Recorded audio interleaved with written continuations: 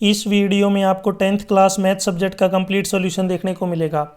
यदि आपको और भी सब्जेक्ट की वीडियो देखनी है तो मेरे YouTube channel MS education TV के ऊपर जाके देख सकते हैं। यदि आपको PDF डाउनलोड करनी है तो नीचे वेबसाइट दी हुई है, इस वेबसाइट से जाके आप डाउनलोड कर सकते हैं। सबसे पहले देखिए इंस्ट्रक्शंस यानी कि निर्देश। All questions are compulsory. जितने भी क्वेश्चन दिए गए वो सभी आपको करने जरूरी हैं। क्वेश्चन 1 to 11 1 मार्क के क्वेश्चन है, 12 to 14 2 marks, 15 to 17 3 marks, 18 19 5 marks. Question 20 आपका केस स्टडी क्वेश्चन है 4 मार्क्स का। फर्स्ट क्वेश्चन, निम्नलिखित में से कौन सी अप्रिमेय संख्या नहीं है, यानी कि इनमें से कौन सा इरेशनल नंबर नहीं है। इरेशनल नंबर नहीं है तो इसका मतलब ये क्या पूछ रहा है कि इनमें से कौन सा रेशनल नंबर है। रेशनल नंबर वो होता है जिनको हम P/Q की फॉर्म में लिख सकते हैं और नीचे जो Q है वो 0 के इक्वल नहीं होना चाहिए। तो इसमें जो राइट आंसर होगा ऑप्शन सी। क्यों होगा? क्योंकि 3 प्लस जो रूट 16 है इसको हम लिख सकते हैं +-4। अगर आप प्लस लेके चलेंगे तो ये 7 होगा, अगर माइनस लेके चलेंगे तो -1, यानी कि हम इसको 7/1 और -1/1 यानी कि P/Q की फॉर्म में इसको हम लिख सकते हैं। क्वेश्चन 2, द्विघात बहुपद x² - 4x + 1 के शून्य अंकों का योगफल, sum of zeros of quadratic polynomial. यहाँ पे क्वाड्रेटिक पॉलिनोमियल है। इसमें देखिए जो सम होता है ये होता है अल्फा प्लस बीटा यानी कि -b/a। -b क्या होता है? x का कोफिशिएंट। तो एक तो माइनस पहले से ही है और एक -4 डिवाइड बाई a यानी कि x² का कोफिशिएंट 1। तो यह आएगा, इनका जोड़ कितना होगा? 4। तो इसमें राइट आंसर है क्वेश्चन 2 का ऑप्शन ए राइट। क्वेश्चन 3, रैखिक समीकरणों के युग्म, यहाँ पे 2 रैखिक समीकरण दे रखे, इनका हल होगा। The pair of linear equation, यहाँ पे 2 लीनियर इक्वेशन है, इनके सॉल्यूशन क्या होंगे। तो यहाँ पे अगर आप देखेंगे तो इसमें एक फॉर्मूला अगर आपने देखा होगा, a1/a2 is equal to b1/b2 is equal to c1/c2। ये तीनों बराबर हैं। कैसे हैं? a1/a2 यानी कि 2/5 इज इक्वल टू b1/b2 यानी कि 4/10। 2 से काटेंगे तो ये भी 2/5 आएगा। और c1/c2 यानी कि -8/-20, माइनस से माइनस कट हो जाएगा, 4 से काटेंगे 2 पे, 4 से काटेंगे 5 पे, यानी कि सभी बराबर हैं a1/a2 b1/b2 c1/c2। यानी कि ये क्या है अपना, इसके इनफाइनाइट सॉल्यूशन है, क्योंकि ये दोनों जो हैं लाइनें एक दूसरे के ऊपर कंसिस्टेंट हैं। तो इसमें जो राइट आंसर होगा option C, infinitely many solution, यानी कि अनगिनत सॉल्यूशन है। क्वेश्चन 4, निम्नलिखित में से कौन सी घटना की प्रायिकता नहीं हो सकती। आपकी जो प्रोबेबिलिटी होती है P, इसकी जो वैल्यू होती है 0 और 1 के बीच में होती है। 0 भी हो सकती है, 1 भी हो सकती है। अगर आप परसेंटेज में बात करेंगे तो 0% से लेकर 100% तक हो सकती है। इसमें जो राइट आंसर है बी, यानी कि -1.5 नहीं हो सकती, क्योंकि प्रोबेबिलिटी जो होती है माइनस में नहीं होती। और प्लस में अगर प्लस भी होता तो भी ये नहीं हो सकती थी, क्योंकि ये 1 से ज़्यादा है। क्वेश्चन 5, प्रथम 5 प्राकृतिक संख्याओं का मध्य क्या होगा। The mean of the first 5 natural number आपको बताना है। जो नेचुरल नंबर होते हैं पहले 1 2 3 4 5 और टोटल को डिवाइड कर देंगे 5 से, यानी कि 15/5 ये होगा 3।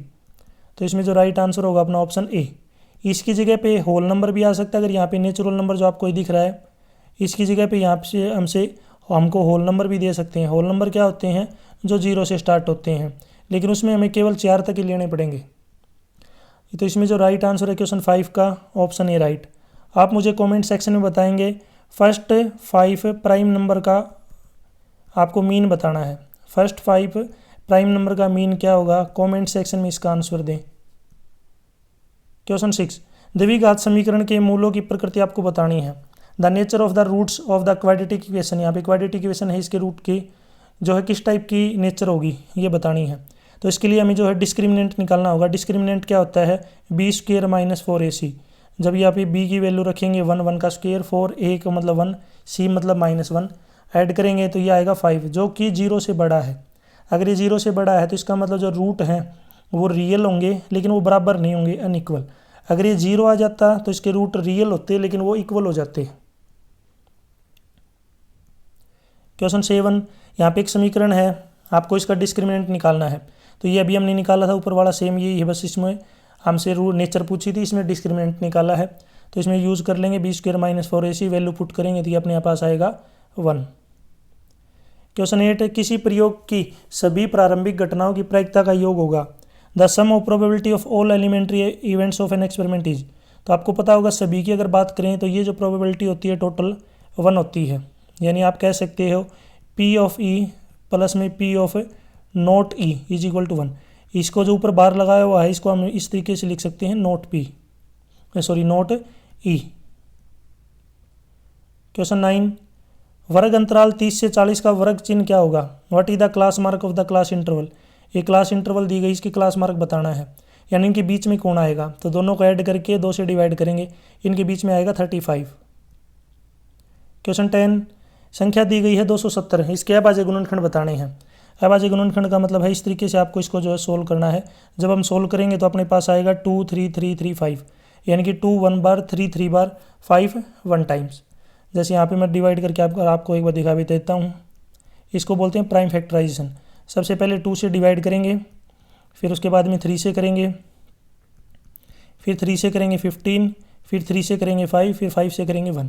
तो ये आएगा 2 1 बार आएगा, 3 3 टाइम्स आएगा और 5 1 टाइम्स आएगा। क्वेश्चन 11, ये आपका अभिकथन कारण आधारित प्रश्न है, यानी कि असर्शन रीजन क्वेश्चन है। इसमें देखिए यहाँ पे असर्शन दिया हुआ है कि वाई स्क्वायर माइनस 5 एक क्वाड्रेटिक पोलिनोमियल है। बिल्कुल सही है, ये स्टेटमेंट ट्रू। रीजन है कि polynomial of degree 2 is called quadratic polynomial. अगर किसी पोलिनोमियल की डिग्री 2 होती है तो उसको क्वाड्रेटिक पोलिनोमियल बोलते हैं। बिल्कुल सही है। रीजन भी क्या है? सही है, और ये इसका करेक्ट एक्सप्लेनेशन है। तो इसमें राइट आंसर है both assertion and reason are true and reason is the correct explanation of assertion.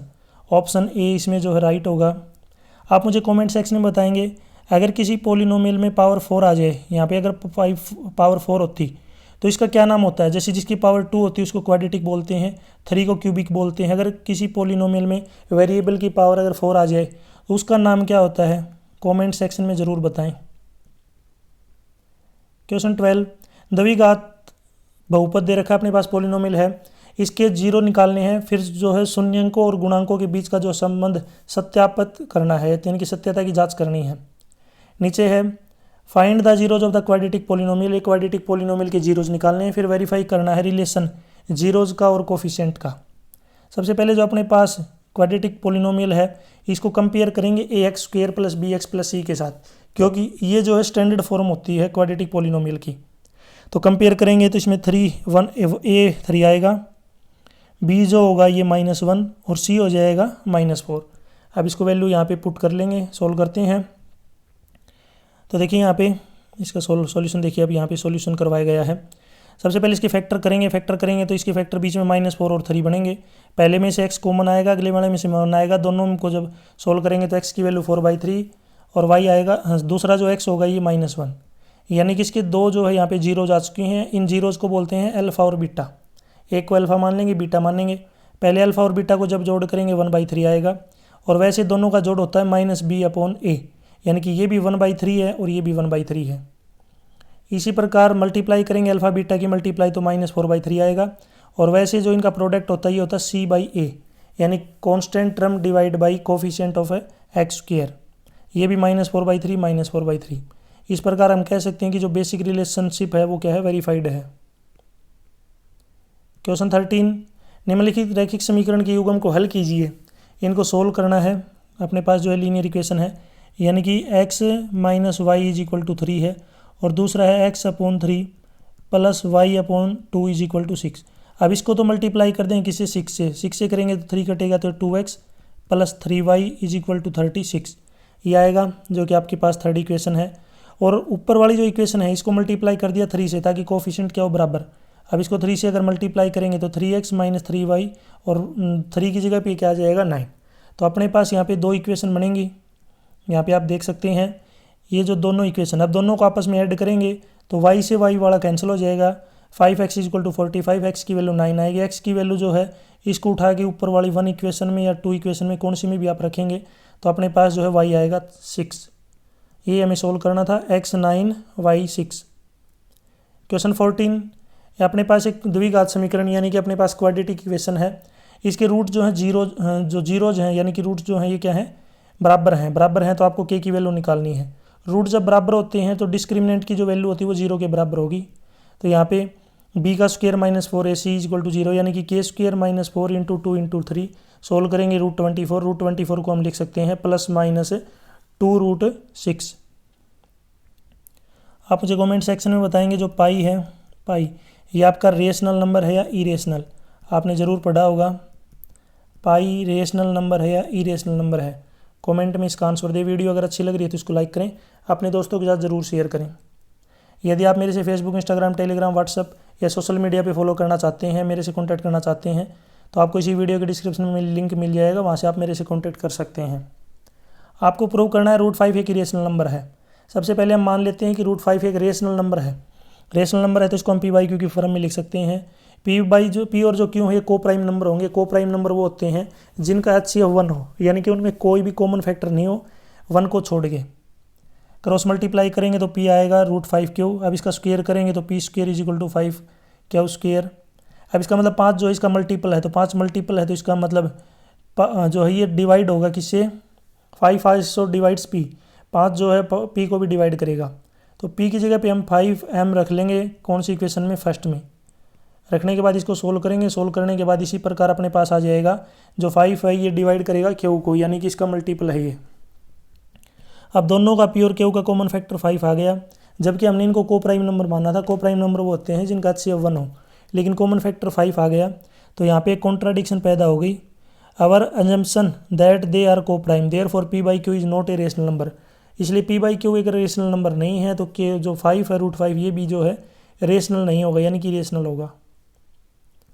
Question 16 है कि 5 वर्ष बाद जैकब की आयु उसके पुत्र की आयु से 3 गुना हो जाएगी। 5 वर्ष पूर्व जैकब की आयु उसके पुत्र की आयु की 7 गुना थी। वर्तमान आयु क्या है। 5 ईयर हैंस, हैंस का मतलब था बाद में। The age of Jacob will be 3 times that of son. 5 years ago Jacob's age was 7 times of his son. What are their present age? सबसे पहले जो जैकोब है इसकी एज को x मान लिया, जो इसका बेटा है उसकी एज को y मान लिया। अगर आप देखेंगे यहाँ पे तो 5 साल के बाद में उनकी एज बढ़ जाएगी, जैकोब की 5 साल बड़ा हो जाएगा वो, साथ ही साथ उसका बेटा भी 5 साल बड़ा होगा, y+5। क्वेश्चन के अकॉर्डिंग जो उनकी एज है उसकी जैकोब की, वो अपने बेटे की 3 टाइम्स है, तो इसका मतलब जो जैकोब की एज है उसको बेटे की एज को 3 से मल्टीप्लाई करेंगे।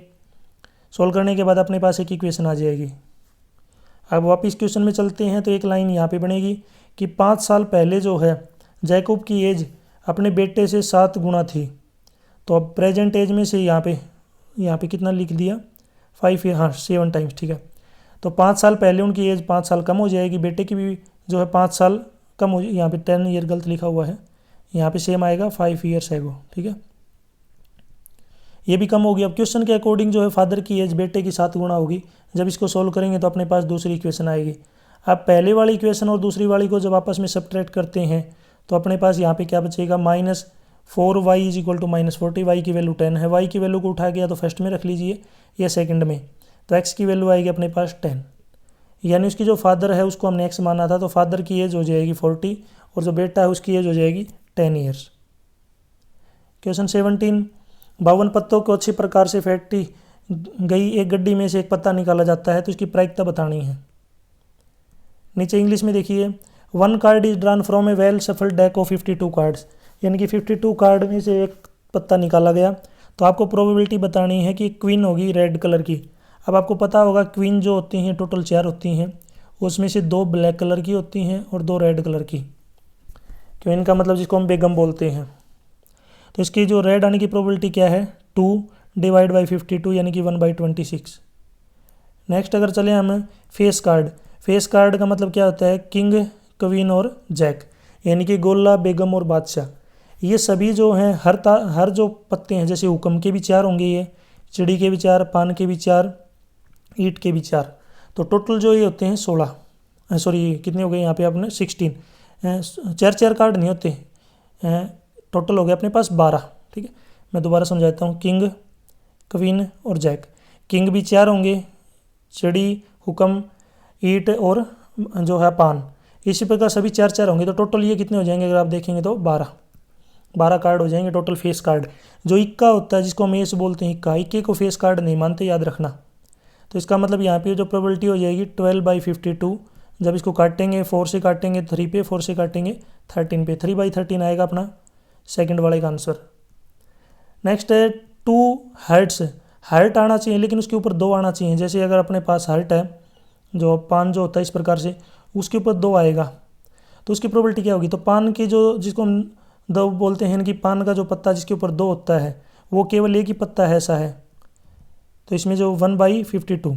अगर ये बोल देते ना कि 2 black card red card, black 2 होते हैं रेड 2 होते हैं, ठीक है, तो इसका जो राइट आंसर कितना हो जाएगा 1/52। आप मुझे कमेंट सेक्शन में बताएंगे, यहाँ पे आपको प्रोबेबिलिटी बतानी है ब्लैक एस, एस का मतलब क्या था, ब्लैक के आने की प्रोबेबिलिटी क्या होगी, कमेंट सेक्शन में इसका आंसर दें। क्वेश्चन 18, एक रेलगाड़ी 360 किलोमीटर प्रति घंटे की एक समान चाल से चलती है, यदि उसकी चाल 5 किलोमीटर प्रति घंटा बढ़ा दी जाए तो वह 1 घंटे कम में यात्रा पूरी कर लेती है। रेलगाड़ी की चाल बतानी है। इंग्लिश में train travels 360 kilometre per hour at a uniform speed, if the speed had been 5 kilometre per hour more it would have take 1 hour less for the same journey. आपको स्पीड बतानी है। तो ट्रेन की speed को मान लिया x, time हो गया टी, तो यहाँ पे डिस्टेंस का फॉर्मूला होता है स्पीड मल्टीप्लाई टाइम, तो यहाँ पे टाइम आ जाएगा 360 divide by x, 360 divide by x. अब क्या होगा अगर उसकी स्पीड को बढ़ा देंगे, स्पीड अगर बढ़ा देंगे तो पहली स्पीड एस थी, यहाँ पे जो एस गलत लिख रखा है, हमने स्पीड को एक्स मान रखा है, तो स्पीड अगर एक्स थी तो अब स्पीड बढ़ गई x+5, तो अब टाइम कितना लगेगा उसको 360 डिवाइड बाई x+5। लेकिन उसने बोला कि जो टाइम है वो 1 घंटा क्या लग रहा है, कम लग रहा है। तो इसका मतलब जो पहले जो टाइम था और अब जो नया टाइम है उनको आपस में जब घटाएंगे तो वो 1 के इक्वल आएगा। यानी कि आप इसको इस तरीके से लिख सकते हैं 360 divide by x minus 360 divide by x+5 is equal to 1। जब क्रॉस मल्टीप्लाई करेंगे तो अपने पास क्वाड्रेटिक इक्वेशन बचेगी ये। अब इसके यहाँ पे फैक्टर कर लेंगे, जब सोल्व करेंगे तो x की वैल्यू आएगी 40 और -45। -45 को छोड़ देंगे क्योंकि स्पीड नेगेटिव नहीं होती, तो इसमें जो ट्रेन की स्पीड आएगी 40 किलोमीटर पर आवर। क्वेश्चन 19, 2 वर्गों का क्षेत्रफल का योग है 468 मीटर स्क्वायर, उनका जो पेरीमीटर है उनका अंतर है 24 मीटर, तो दोनों वर्गों की भुजाएं ज्ञात कीजिए। आंसर देखिए, इंग्लिश में देखिए statement, the sum of areas of 2 square is 468 metre square, if the difference of their perimeter is 24 metre, find the side of the 2 square. अब यहाँ पे एक स्क्वायर है अपने पास और एक छोटा स्क्वायर मान लिया, इसकी साइड x है इसकी y है, तो पेरीमीटर इसका तो हो जाएगा 4x, दूसरे वाले का पेरीमीटर होगा 4y, इनका डिफरेंस जो करेंगे वो 24 के बराबर है जो कि अपने पास यहाँ पे दिया हुआ है, और इनका जो एरिया का डिफरेंस है x का स्क्वायर और इसमें से y का स्क्वायर जोड़ेंगे क्योंकि ऐड करना है, दोनों को जब जोड़ते हैं तो ये किसके आता है 468 के बराबर आता है। और ये दूसरी इक्वेशन है, तो यहाँ पे दोनों इक्वेशन अपने पास दे रखी हैं। दूसरी इसको जो है 4 से डिवाइड करेंगे तो अपने पास x minus y equal to 6 बचेगा। अब y को आगे लेके जाएंगे तो यहाँ से x की वैल्यू आएगी y + 6। अब x वाली वैल्यू को उठा के आपको बस फर्स्ट इक्वेशन में यहाँ पे रखना है x की जगह पे। जब आप x की जगह पे रखेंगे तो y + 6 का स्क्वायर प्लस वाई स्क्वायर, जब सोल्व करेंगे तो अपने पास क्वाड्रेटिक इक्वेशन आएगी। इसके जब फैक्टर बनाएंगे तो यहाँ से y की 2 वैल्यू आएंगी, लेकिन -18 को जो है छोड़ देंगे क्योंकि लेंथ जो है माइनस में नहीं होती, तो अपने पास y आएगा। y जब आ जाएगा तो उसको ऊपर जो है कौन सी भी इक्वेशन में रख लेंगे, यहाँ पे इन दोनों में से किसी में भी रखेंगे तो अपने पास x आ जाएगा। तो देयरफॉर जो दोनों स्क्वायर हैं उनकी एक की साइड तो 18 मीटर, जो बड़ा स्क्वायर है उसकी साइड 18 मीटर, और जो छोटा स्क्वायर होगा उसकी साइड आ जाएगी 12 मीटर। क्वेश्चन 20, ये आपका केस स्टडी क्वेश्चन दिया हुआ है। एक कक्षा में 4 दोस्त हैं, राम, राजन, प्रवीण और रमन। चित्र में दिखाया गया है जो राम है ये ए है, याद रखना, राजन बी, प्रवीण सी और रमन डी। यह मानते हुए कि ओ मूल बिंदु है, ओ मूल बिंदु का मतलब है ओरिजिन है, तो यहाँ पे इससे रिलेटेड नीचे क्वेश्चन पूछे गए हैं, उनके आंसर आपको देने हैं। तो पहले एक बार यहाँ पे इंग्लिश में पढ़ लेते हैं। A classroom has 4 friends, Ram, Rajan, Praveen and Raman are sitting on a point. ये चारों फ्रेंड जो हैं ABCD पॉइंट पे बैठे हैं, जो कि ऊपर फिगर में दिखाया गया है। ओ इनका ओरिजिन है, ओरिजिन के जो कोऑर्डिनेट होते हैं ये सबको पता है 0 0 होते हैं। आपको फिगर को ऑब्जर्व करना है और नीचे जो क्वेश्चन पूछे गए हैं उनके आंसर आपको देने हैं। तो पहले मैं एक बार आपको फिगर दिखा देता हूँ, यानी कि ये एक तरीके से आप ग्राफ समझ लीजिए। राम जो है याद रखना ए, ये राम है, ये राम, बी ये आपका राजन, सी प्रवीण, अब ये मैं लिख रहा हूँ ताकि आप याद रखें, और डी का मतलब है रमन। अच्छे से याद कर लीजिए, ए राम, बी राजन, सी प्रवीण और डी रमन। अब इससे रिलेटेड पहला क्वेश्चन है, आपको राजन की पोजीशन बतानी है। अब राजन क्या था, यहाँ पे मैंने बताया था बी, बी जो है यहाँ पे क्या है राजन, तो अगर आप यहाँ पे देखेंगे तो इसकी कोऑर्डिनेट क्या होंगे, 6x पहले आएगा, y बाद में आएगा। तो राजन जो है यानी कि b के कोऑर्डिनेट है 6 7। तो इसका जो राइट आंसर क्या होगा 6 7। दूसरा है प्रवीण की पोजीशन बतानी है। तो अगर आप क्वेश्चन को पढ़ेंगे तो यहाँ पे मैंने प्रवीण बताया था, प्रवीण तीसरा है सी के कोऑर्डिनेट बताने हैं। तो यहाँ पे इस तरीके से देखेंगे, पहले आपको लिखना है x कोऑर्डिनेट यानी कि 9, फिर लिखना है y यानी कि 4। तो जो सी होगा इसके कोऑर्डिनेट होंगे 9 4। नेक्स्ट है अपना क्वेश्चन इसका थर्ड, आपको जो मिड पॉइंट ए सी के मिड पॉइंट निकालने हैं ए और सी। तो पहले मैं आपको ए और सी दिखाता हूँ। देखिए यहाँ पे ए और सी का मिड पॉइंट क्या होगा। तो ए के कोऑर्डिनेट अगर आप देखेंगे तो ये है 3 और 4, और जो सी के कोऑर्डिनेट हैं ये है 9 और 4। तो देखिए एक पॉइंट तो यहाँ पे फिक्स हो गया, वाई की वैल्यू तो फिक्स है 4 आएगा, एक्स की वैल्यू निकालनी है। तो 9 और 3 को आपस में यहाँ पे क्या करेंगे, माइनस करेंगे। 6 का आधा कितना 3, और इनके बीच में अगर आप देखेंगे तो इनके बीच में कौन आएगा अपने पास 6। 3 इधर छोड़ देंगे, 3 इधर छोड़ देंगे। बीच का निकालने का क्या फॉर्मूला होता है, दोनों को जोड़ के 2 से डिवाइड, यानी कि 12 को 2 से डिवाइड करेंगे 6। तो एक्स की वैल्यू कितनी आएगी 6। तो इनका जो मिड पॉइंट होगा जो इनके बिल्कुल बीच में आएगा, एक्स की वैल्यू 6 और वाई की वैल्यू 4। और मिड पॉइंट अगर नहीं भी निकालना है तो भी आप डायरेक्ट इसके ऐसे कंपेयर करके भी निकाल सकते हैं। नेक्स्ट क्वेश्चन है, तो इसमें जो राइट आंसर होगा अपना 6 4। क्वेश्चन 4, आपको जो है प्रवीण का मूल बिंदु से दूरी बतानी है। आपको प्रवीण की जो है ओरिजिन से डिस्टेंस बतानी है, ओरिजिन से कितना दूर है। तो पहले देखिए प्रवीण का पॉइंट क्या है, प्रवीण का पॉइंट है सी। यहाँ प्रवीण तीसरे नंबर पे, तीसरे पर सी, यानी कि ये सी है और इसकी ओरिजिन ओ से डिस्टेंस बतानी है। ये आपको डिस्टेंस बतानी है। तो सी के कोऑर्डिनेट हैं यहाँ पे एक्स 9 है और वाई है अपना 4। तो 9 4 तो हो गया सी के कोऑर्डिनेट, और ओ जो है इसके कोऑर्डिनेट आपको पता ही हैं 0 और 0 होते हैं। अब इनके बीच की डिस्टेंस आपको निकालनी है। ये डिस्टेंस फार्मूला हम यूज़ कर लेंगे। तो x1 x2 y1 y2 सब आ गए। डिस्टेंस फार्मूला क्या होता है, x2 माइनस x1 का square plus y2 minus y1 का स्क्वायर, और इस पूरे का स्क्वायर रूट। ये सोल्व कर रखा है। जब इसको हम सोल्व करेंगे तो अपने पास जो है 0 माइनस 9 का स्क्वायर माइनस 9 का स्क्वायर 16 जो है प्लस 9 का स्क्वायर होता है 81। 0 माइनस 4 यानी कि 4 का स्क्वायर होता है 16 और जब 81 को ऐड करेंगे तो 97, यानी कि CO की जो वैल्यू होगी, यानी कि इनके बीच की डिस्टेंस होगी √97 यूनिट। यहाँ तक जो वीडियो अपनी कंप्लीट हो चुकी है। वीडियो अगर अच्छी लगी है तो इसको लाइक करें, अपने दोस्तों के साथ जरूर शेयर करें। और भी वीडियो देखनी है तो मैं YouTube channel MS education TV के ऊपर जाके देख सकते हैं। यदि आपको PDF डाउनलोड करनी है तो इस कोने में वेबसाइट दी हुई है, इस वेबसाइट से आप डाउनलोड कर सकते हैं। वीडियो अगर अच्छी लगी है तो उसको लाइक ज़रूर करें और अपने दोस्तों के साथ ज़रूर शेयर करें।